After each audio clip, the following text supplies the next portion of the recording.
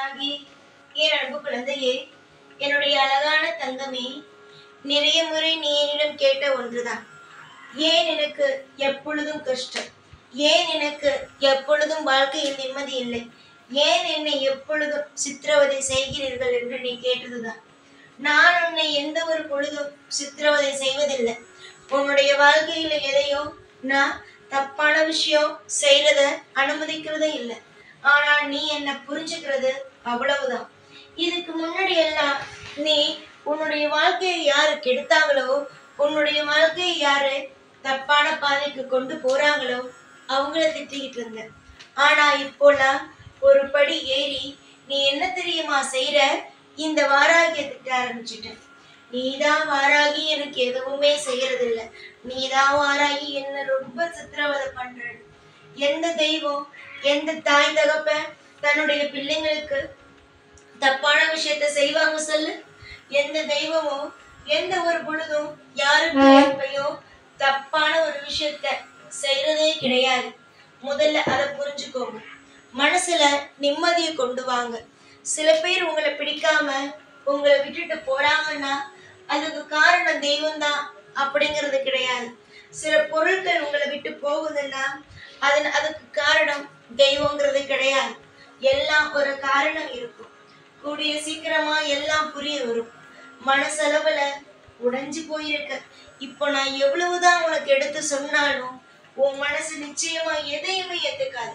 காரணம் கேட்டா ஒன்னே ஒண்ணு சொல்லுவேன். என்ன தெரியுமா? வாழ்க்கையில நீ என்னுடைய வாழ்க்கையில நீ வாழ்ந்து பார்த்தா தெரியுங்கிற ஒரு வார்த்தையை சொல்லுவேன். தங்கமே, வாழ்க்கையில நீ எவ்வளவு கஷ்டப்படுற, எந்த மாதிரியான மனவேதனை எல்லாம் நீ வாழ்க்கையில நீ பாக்குறேங்கிறது எனக்கு தெரியும். நீ சொல்றல உன்னுடைய வாழ்க்கையில வாழ்ந்து பார்த்தாதான் தெரியும்னு, அதே தான் நான் சொல்றேன். என்னுடைய இடத்துல இருந்த பார். உனக்கு ஒரு குடும்பம், எனக்கு இந்த உலகத்துல இருக்கிற அத்தனை பேருமே என்னுடைய பிள்ளைகள். அத்தனை பேரோட மனபாரத்தையும் அத்தனை பேருடைய வழி வேதனையையும் நான் சுமக்கிறேன். எல்லாருடைய வீட்டிலையும் நான் இருக்கேன். எல்லாருடைய வேதனையும் என்னன்னு நான் புரிஞ்சுக்கிறேன். நிச்சயமா கூடிய சீக்கிரமா உன்னுடைய மன வேதனையை குறைச்சு வைக்க நிச்சயம் நான் உதவியை செய்வேன். இன்னைக்கு தோத்து போய் நிக்கிற உன்னுடைய வாழ்க்கை, இன்னைக்கு மத்தவங்களால சிரிக்கப்பட இருக்கிற உன்னுடைய வாழ்க்கை கூடிய சீக்கிரமா இன்பங்கிற ஒண்ணுக்குள்ளேயும் வரும். இன்பம் நிச்சயமா எங்கும் இல்லை, உன்கிட்ட இருக்கு. நிச்சயமா அது இன்னும் உன் கண்ணுக்கு தெரியப்படல. கண்டிப்பா கூடிய சீக்கிரமா உன் கண்ணுக்கு தெரியப்படும். யோசிச்சு யோசிச்சு நிறைய விஷயம் யோசிச்சு நீ அழுதது மட்டும்தான் மிச்சம். இதுக்கு மேல எந்த ஒரு விஷயத்தையும் எண்ணி நீ பயந்து கலங்கி தடுமாறி நிக்கணும் அப்படிங்கிற அவசியம் கிடையவே கிடையாது. நீ எந்த நாள் வேணாலும் எந்த பொழுது வேணாலும் நீ என்ன வணங்கலாம். இரவு நேரம் தான் வணங்கணும் அப்படிங்கிறதெல்லாம் கிடையாது. உனக்கு எப்போலாம் நேரம் கிடைக்குமோ அப்போலாம் என்ன நீ வணங்கலாம். ஆனா ஒரு விஷயம், எனக்கு இரவு நேரத்துல வணங்கும் போது உடனுக்குடனே எல்லாமே நடக்க ஆரம்பிக்கும். அதுதான் ஒண்ணு நல்லா தெரிஞ்சுக்கோங்க. தெய்வத்தை என்னைக்கும் தப்பா நினைக்காதீங்க. உங்க அம்மா அப்பா எப்படி உங்களுக்கு நல்லது அப்படின்னு ஒண்ணு செய்யறாங்களோ அதே மாதிரிதான் தெய்வங்கிற நாங்களும் உங்களுக்கு நல்லது மட்டுமே செய்யறோம். இன்னைக்கு வாய் முழுக்க எங்களை திட்டுற நீங்க கூடிய சீக்கிரமா அதே மனசு நிறைய எங்களை நீங்க போற்றுவீங்க. என்ன நீங்க நிச்சயமா எனக்கு வாராகி செஞ்சுட்டா, என்னோட அம்மா இருக்கும்போது மத்தபடி எனக்கு என்ன கவலை அப்படின்னு சொல்ற அளவுக்கு உங்களுடைய வாழ்க்கையில உண்டுனா மிகப்பெரிய ஒரு இடத்துக்கு கண்டிப்பா கொண்டு வருவேன். தோல்விகளை எல்லாம் மறங்க. வாழ்க்கையில நிறைய தோல்வியை பார்த்துட்டேன்.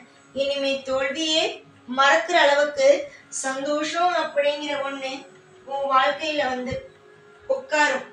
அப்போதான் நீ புரிஞ்சுக்குவ இந்த வாராகி யாரு, இந்த வாராகி உனக்கு எந்த மாதிரியான வேலைகளை எல்லாம் செஞ்சிருக்குங்கிறத நீ கூடிய சீக்கிரமா புரிஞ்சுக்குவ. நம்பிக்கை மட்டும்தான் அம்மா வாழ்க்கையில தேவை. அந்த நம்பிக்கை என்னைக்குமே இருக்கணும். அதாவது தெய்வத்து மேலேயும் இருக்கணும், உன் மேலேயும் இருக்கணும், நீ செய்யற தொழில் மேலேயும் இருக்கணும். முதல்ல நீ ஒண்ணு நம்பு.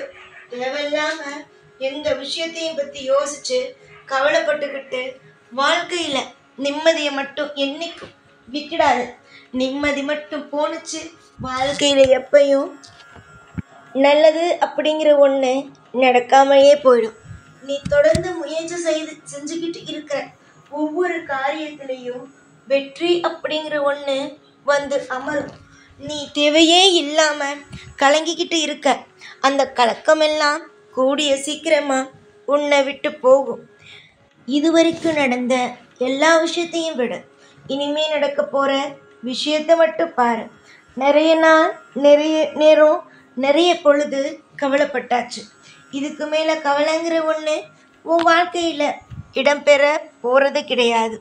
நான் என்னைக்கும் சொல்ற ஒரே ஒரு விஷயம், இந்த வாராகி நம்பி வந்த பிள்ளைங்க என்னைக்கும் சிறப்பாகவும் எல்லா விஷயத்தையும் அற்புதமாகவும் யோசிச்சுதான் செய்வாங்க. எதையுமே என்னுடைய பிள்ளைங்க யோசிக்காம எதையும் செய்கிறது கூட கிடையாது. அதனால் நீ இதுவரைக்கும் எல்லா விஷயத்தையும் யோசிச்சு தான் செஞ்ச. அதையும் மீறி சில விஷயம் உன்னுடைய வாழ்க்கையில் நீ கலக்கம் அடைகிற அளவுக்கு வந்துட்டு, இதுக்கு மேலே எதையும் தப்பானா உன் வாழ்க்கையில் செய்யவும் மாட்டேன், மற்றவங்களை செய்ய விடவும் மாட்டேன்.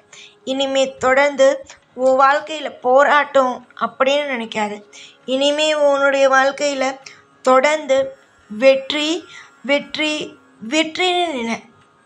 இந்த வெற்றியும் தர நாயகி, இந்த வெற்றியை தர நாயகி உன் வாழ்க்கையில் சகல விதமான ஐஸ்வர்யத்தையும் கொடுத்து, நிம்மதியான ஒரு வாழ்க்கையை கொடுத்து, உன்னை நீயே திரும்பி பார்க்குற அளவுக்கு உன்னுடைய வாழ்க்கையில் மிகப்பெரிய ஒரு சந்தோஷத்தை கொடுப்பேன். கொடுக்காம எங்கே போகிறேன்? ஒவ்வொரு நிமிஷமும் ஏற்றம் வரும். ஒவ்வொரு நிமிஷமும் வாழ்க்கையில் உன்னுடைய துன்பம் உன்னை விட்டு போகிறத நீ கண்குளிர பார்ப்ப.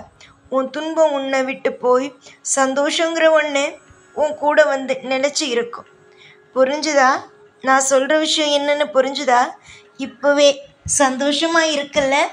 இந்த சந்தோஷம் எல்லாம் கூடிய சீக்கிரமாக உன் வாழ்க்கையில் வந்து எல்லா விஷயமும் உனக்கு கிடைச்சி கஷ்டம் போய் சந்தோஷம் என்னைக்கும் நிலைக்கட்டோடு நான் இந்த வாராகி ஆகிய நான் உனக்கு ஆசீர்வாதம் செய்கிறேன்.